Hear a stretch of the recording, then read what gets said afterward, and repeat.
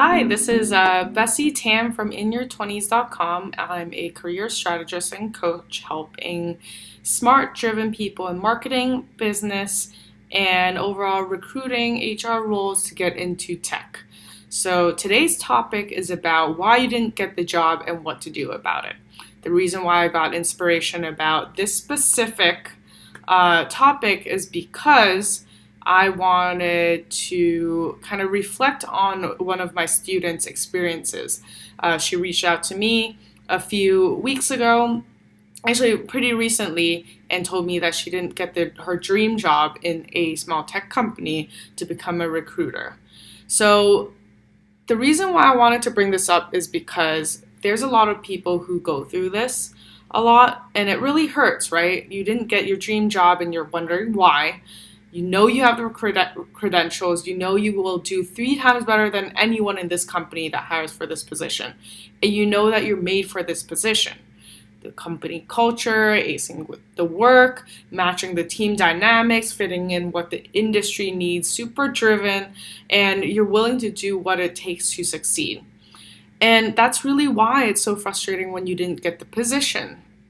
So I wanted to share a bit more about my story as well in this role.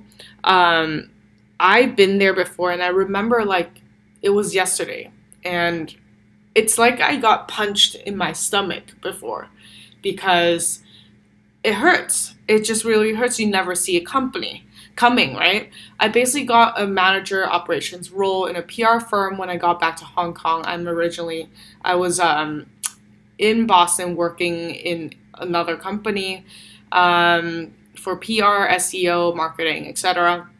So I got the role in Hong Kong, my hometown, and was even going to manage people. But after 1 week of bliss and celebrations, I basically got revoked of the job without any reasoning at all, and I was devastated.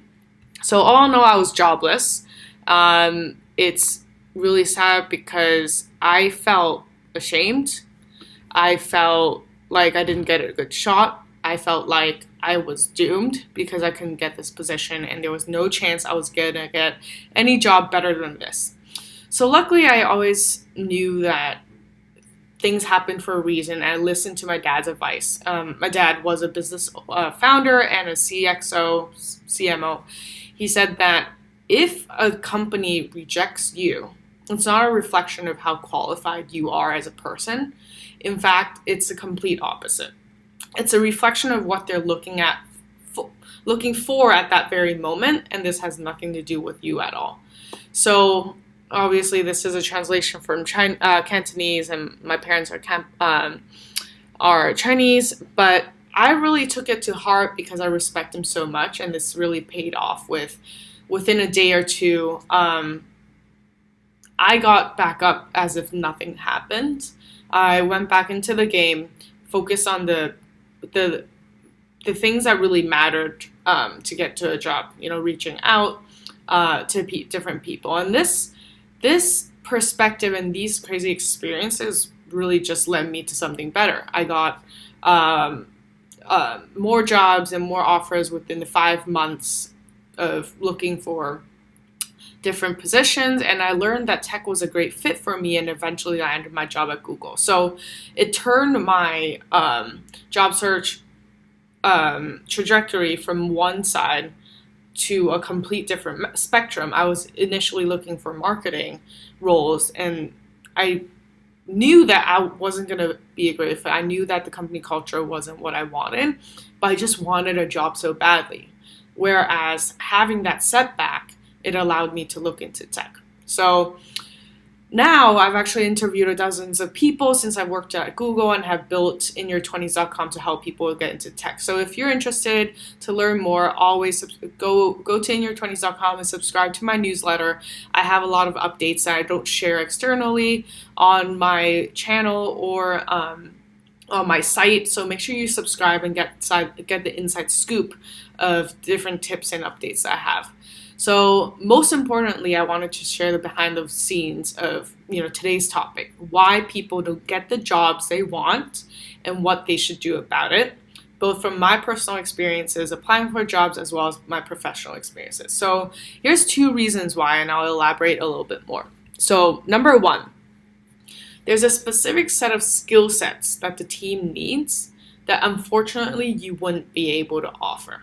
Sure, you hear this a lot. Oh, you don't have enough experiences. We're looking for someone with enough experiences. No, it's about that specific set of skill sets that's specialized. So let's say you're going for an account manager role in Facebook or Amazon, whatever. There happens to be one open role that served a retail e-commerce client. Client, you don't know. So looking at the job description online, it may seem like it's a normal account manager role servicing clients. So while tech companies love people who are well-rounded and showcases different skill sets generally, the team might be looking for something specific to balance out their team dynamics. For example, the team might be looking for someone who has extensive retail e-commerce experiences, externally, like outside from the tech industry, someone who has extensive Facebook or Amazon advertisement optimization experiences, so very technical product skill sets, someone who has a particular skill set or specialization in performance marketing or experiences in brand marketing, background in TV advertisement. This list goes on and on and on. You just don't know, because an account management experience actually has a lot of different hats you're going to wear. It's very similar to any other role in tech, because the environment is just so dynamic, right? So the key takeaway here is that you just won't know what they're specifically looking for unless you talk to them. There's a slim chance you can guess your way into a job, and you can only do that if you have all of the above checked. You're amazing at brand marketing. You're amazing at performance marketing. You have industry experiences. You have product experiences. You have advertisement, all these things. But that's a very slim chance, right? So, and that also only happens if you're ready in tech or already in the industry. So my job is to help you as an outside perspective get into tech or get your foot into tech, and that's why I'm telling you these tips. So what I'm advising you to do is actually get informational interviews before you get into the company. So this happened for me. Before I got into Google Hong Kong, I had informational interviews with the company and was able to understand what the company was looking for.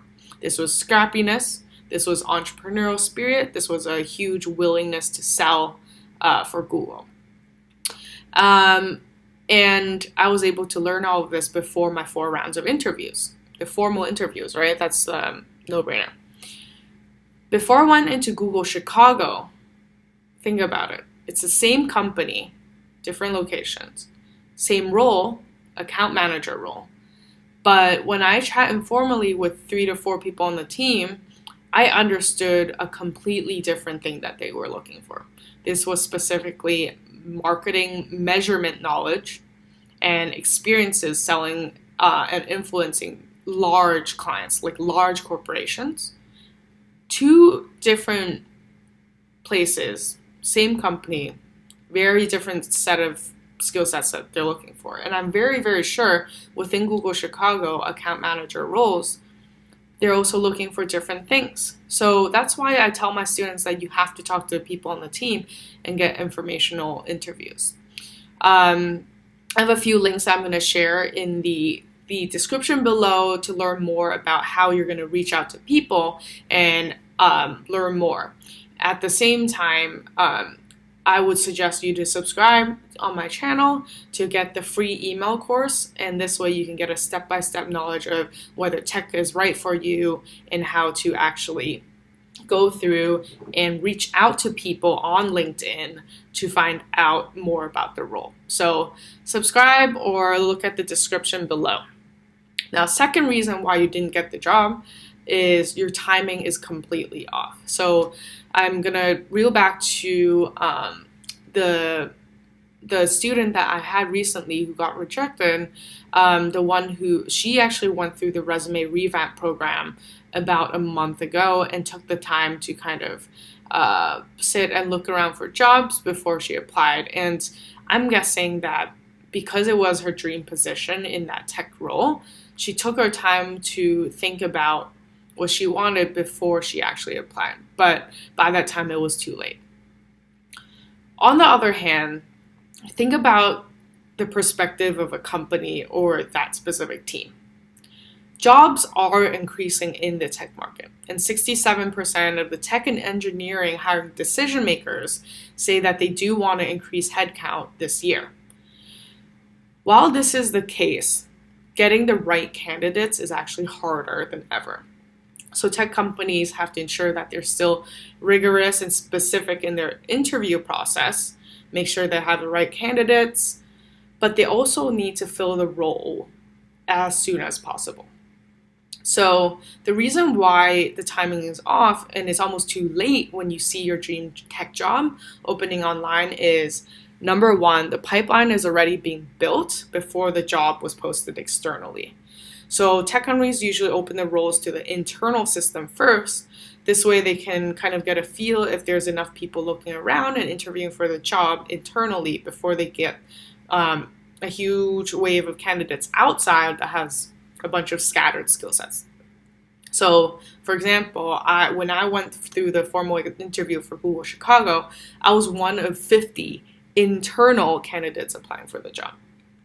Second reason why you're too late is because the company might have a particular person in mind. So, to be honest, the people who succeed in getting into tech would have talked to dozens and dozens of people in various tech companies before roles are open. And the reason why is because your main goal to talking to people is to be top of mind and have made a lasting decision for them to consider you when jobs are going to be open. So for example,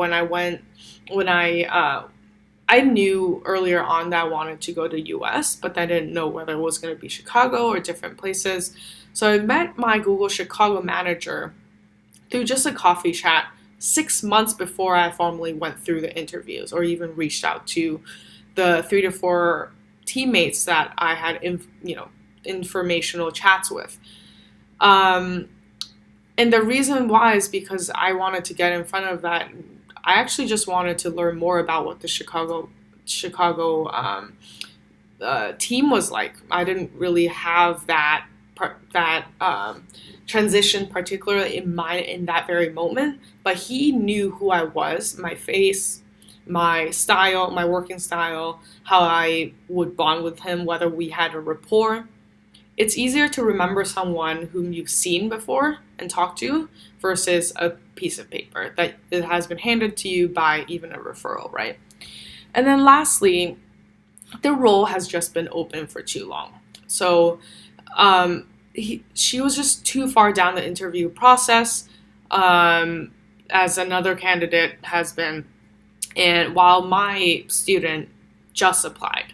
So when it comes to a comparison in the team, if someone who is a 75-80% fit is in the last round of interviews, and tech interviews usually take 4 or 5 rounds, versus someone who is 99% fit, aka you, but you're actually just going through even the first round or you just applied, there's a high chance the company or team can't wait for 2 or 3 more months before getting someone on board, and therefore they would hire this person.